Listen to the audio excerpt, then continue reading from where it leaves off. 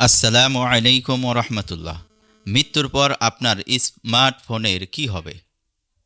হয়তো কোনো এক ব্যস্ত দুপুরে অথবা ঘুম ভাঙা ভোরে জীবন থেমে যাবে। নিঃশব্দে হঠাৎ আপনার ঘর, কাপড়, চায়ের কাপ সব কিছুই থাকবে। থাকবে আপনার স্মার্টফোনটিও, শুধু আপনিই থাকবেন না। আপনি যখন থাকবেন না, স্মার্টফোনটা তখন হবে এক নিঃশব্দ চিৎকার।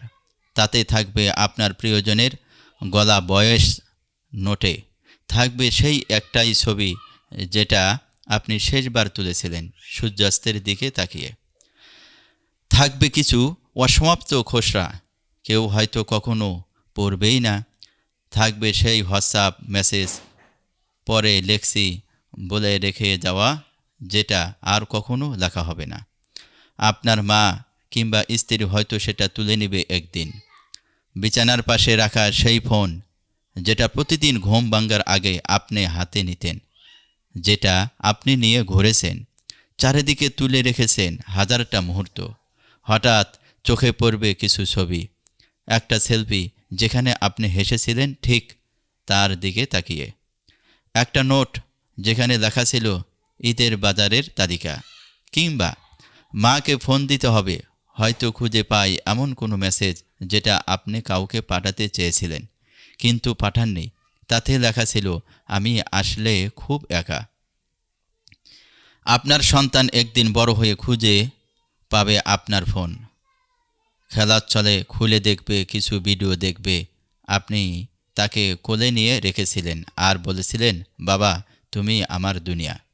সে তখন বুঝবে একটা ফোন আসলে শুধু ফোন ছিল না, এটা ছিল এক জীবনের কাঁচা দলিল। মৃত্যু অনিবার্য, এবং আমাদের উচিত মৃত্যুর পরের জীবনের জন্য প্রস্তুতি নেওয়া। আমাদের স্মার্টফোনে থাকা তথ্যগুলো আমাদের জীবনের প্রতিচ্ছবি। তাই আমাদের উচিত স্মার্টফোনে এমন কিছু সংরক্ষণ করা যা আমাদের মৃত্যুর পরেও আমাদের জন্য সওয়াবের কারণ হতে পারে। অন্তত এমন কিছু না রাখা যা প্রকাশিত হলে আমাদের লজ্জায় পড়তে হয়। তাই আমাদের উচিত স্মার্টফোনকে এমন এক বন্ধু বানানো যে মৃত্যুর পরবর্তী জীবনেও আমাদের জন্য সাক্ষী হবে কল্যাণের। মৃত্যুর প্রস্তুতি শুধু জানাজা বা কবরের কাপড়েই নয়, প্রস্তুতি লাগে ডিজিটাল দুনিয়াতেও। আল্লাহ তাআলা রব্বুল আলামিন এই স্মার্টফোনকে সঠিক কাজে ব্যবহার করার তৌফিক দান করুক। আল্লাহুম্মা আমিন। যারা চ্যানেলটি সাবস্ক্রাইব করে না, সাবস্ক্রাইব করে দিবেন। আসসালামু আলাইকুম ওয়া রাহমাতুল্লাহি ওয়া বারাকাতুহু।